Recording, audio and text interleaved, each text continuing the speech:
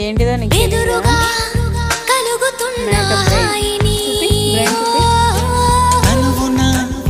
తొణుకుతున్న చురుకుని మనసున ముసురుకున్న చెమటని ఇష్ట కష్టాలని ఇప్పుడేమంటారు ఈ మోహమాటాలని మరి ఏమంటారు స్వల్ప భారాలని ఇప్పుడేమంటారు సమీప దూరాలని అసలేమంటారు జారే నింగిని దొరలాంటి దొంగని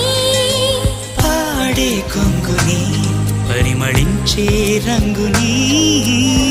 పొంగుతున్న సుధా గంగని ఇదాదా అది